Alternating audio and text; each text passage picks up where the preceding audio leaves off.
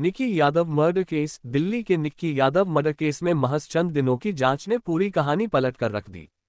इस संगीन वारदात की साजिश से जैसे जैसे पर्दा उठता जा रहा है, आरोपी साहिल गहलोत के परिवार वालों की करतूतें भी सामने आती जा रही हैं। इस कत्ल की साजिश में साहिल के रिश्तेदार, दोस्त और एक पुलिसवाला भी शामिल था। अब हम आपको बताने जा रहे हैं इस केस में शादी से लेकर श्मशान तक की पूरी खौफनाक दास्तान। एक लाश को एक कार की अगली सीट पर सीट बेल्ट से बांधकर साहिल 44 किलोमीटर का सफर तय करता है। साहिल की कार के शीशे काले हैं, यानी टिंडेड ग्लास है, जो कि ट्रैफिक नियम के खिलाफ है और जिसके लिए बाकायदा चालान कटते हैं। अब यहाँ सवाल यह है कि साहिल काले शीशे वाली कार के साथ 44 किलोमीटर तक दिल्ली की सड़कों पर घूमता है, मगर एक भी रेड लाइट, नाके या बैरिकेड के इर्द गिर्द एक भी पुलिस वालों ने उसे नहीं रोका। अगर टिंटेड ग्लास की वजह से उसकी कार रोक ली जाती तो 10 फरवरी की सुबह ही निक्की यादव के कत्ल का राज खुल चुका होता। लगभग ऐसी ही गलती करीब 2 महीने पहले दिल्ली पुलिस ने तब दोहराई थी, जब अंजलि नाम की एक लड़की को लगभग 12 किलोमीटर तक एक कार के नीचे कार सवार घसीटते रहे थे और एक भी पुलिस वाले को ये दिखाई नहीं दिया था। शादी के बाद रात में वापस लौटी बारात। इसके वो ढाबे पर अपनी कार छोड़ देता है जिसकी डिग्गी में लाश थी। इसके बाद वो अपने घर चला जाता है। घर पहुंचने के बाद साहिल कपड़े बदलता है, फिर शादी से पहले की तमाम रस्मों में हिस्सा लेता है। बारात निकलने का वक्त करीब आ गया था। साहिल की बारात मित्राव गांव से मंडथी गांव जानी थी। बारात धूमधाम से निकली और रात करीब 9 बजे अपनी मंजिल पर जा पहुंची। तमाम दोस्त, रिश्तेदार, पड़ोसी शादी में शामिल थे। शादी हो जाने के बाद रात करीब 1 बजे साहिल की बारात नई नवेली दुल्हन को लेकर मित्राव गांव वापस लौटी। लाश फ्रिज में डालकर वापस घर आया साहिल। रात के अंधेरे में उसने वहां खड़ी अपनी वर्ना कार की डिग्गी से निक्की की लाश निकाली और उसे ढाबे के अंदर एक कमरे में ले गया। कमरे में नीले रंग का एक फ्रिज रखा था। साहिल ने उस फ्रिज की सारी ट्रे बाहर निकाली और उसमें निक्की की लाश ठूंस दी। इसके बाद उसने फ्रिज का दरवाजे वाला हिस्सा दीवार की तरफ घुमा दिया ताकि दरवाजा खुल भी जाए तो लाश बाहर ना निकले। निक्की के दोनों बैग को भी वो फ्रिज के पास ही रख देता है, मगर उसका फोन वो अपने पास रखता है। फोन रखने से पहले वो फोन से खुद के सारे चैट और कॉल डिटेल डिलीट कर देता है। इसके बाद वो चुपचाप घर वापस लौट आता है। नहीं मिला लाश ठिकाने लगाने का मौका। अगले 2 दिनों तक यानी 11 और 12 फरवरी को साहिल 2 बार फिर से ढाबे पर जाता है, सिर्फ ये देखने के लिए कि फ्रिज में लाश अपनी जगह रखी हुई है।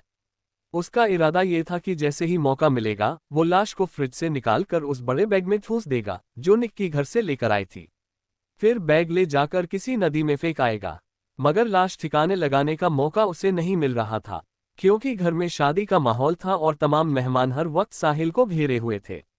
ऐसे खुला साहिल का राज। इससे पहले कि साहिल ढाबे से लाश को निकाल पाता, खुद उसका राज खुल गया और इस तरह लाश ठिकाने लगाने से पहले ही वो पकड़ा गया। अब यहां तक की कहानी तो खुद साहिल ने पुलिस को सुनाई। लेकिन साहिल के राज के खुलने की कहानी कैसे सामने आए, इसके 2 पहलू हैं। एक पहलू दिल्ली पुलिस का है और दूसरा खुद निक्की के पिता का। तो पहले दिल्ली पुलिस की कहानी आपको बताते हैं। 13 फरवरी 2023 रात करीब 10 बजे राजौरी गार्डन क्राइम ब्रांच में तैनात इंस्पेक्टर सतीश कुमार को एक मुखबिर ने फोन किया। वो मुखबिर साहिल और निक्की के रिश्तों को जानता था। उसे ये बात बड़ी अजीब लगी कि साहिल की शादी कहीं और हो गई, और उससे भी अजीब ये कि पिछले कुछ दिनों से उसे निक्की दिखाई नहीं दी। पुलिस का ये मुखबिर एक भरोसेमंद मुखबिर था, लिहाजा क्राइम ब्रांच के मुलाजिम ने ये खबर फौरन अपने अफसरों को दी। इसी के बाद पुलिस की टीम साहिल के घर पहुंची, मगर साहिल घर पर नहीं था। 14 फरवरी 2023 कुछ देर बाद उसकी लोकेशन पता चली और 14 फरवरी की सुबह करीब 9 बजे पुलिस ने साहिल को हिरासत में ले लिया। इसके बाद जब उससे सख्ती से पूछताछ की तो उसने सारा सच उगल दिया। इसी के बाद वो पुलिस को लेकर ढाबे पहुंचा। पुलिस ने साहिल की मौजूदगी में ही ढाबे के अंदर मौजूद नीले रंग के 165 लीटर के फ्रिज का दरवाजा खोला और निक्की यादव की लाश उनके सामने थी। पिता और दोस्तों की थी कत्ल की जानकारी। दिल्ली पुलिस सूत्रों के मुताबिक 10 फरवरी की सुबह निगम बोध घाट में जब साहिल ने निक्की का कत्ल किया, उसके फौरन बाद ही इस कत्ल की जानकारी उसके 2 दोस्तों, 2 कजिन और पिता को मिल चुकी थी। साहिल ने सबसे पहले ये बात अपने दोनों दोस्तों को बताई थी। निक्की के कत्ल के बाद साहिल जब हुंडई वर्ना कार में लाश के साथ पश्चिम विहार पहुंचा, तब तक एक दूसरी कार में उसके दोनों कजिन और दोस्त वहां पहुंच चुके थे। ढाबे पर पहुंची थी 2 कारें। इसके बाद दोनों कार एक साथ मित्राव गांव साहिल के ढाबे पर पहुंची। इस दौरान साहिल के पिता लगातार घर पर थे। दरअसल उसी दिन शादी थी। घर पर तमाम मेहमान थे। शादी की रस्मों के लिए दूल्हे का घर पर होना जरूरी था। इसीलिए साहिल के पिता जानबूझकर घर पर रहे ताकि मेहमानों को शक ना हो। दिल्ली पुलिस सूत्रों के मुताबिक निक्की की लाश को ढाबे में रखने का सुझाव साहिल के पिता ने ही दिया था। निक्की ने मैसेज भेजकर दी थी धमकी। बाद में साहिल के दोस्तों और कजिन को ये बात पता चल गई। लेकिन जब साहिल के पिता ने साहिल की दूसरी शादी तय कर दी तो ये बात साहिल ने निक्की से छुपा ली। लेकिन 9 फरवरी को सगाई के दिन साहिल और निक्की की एक कॉमन फ्रेंड ने सगाई की तस्वीर निक्की को व्हाट्सएप पर भेज दी।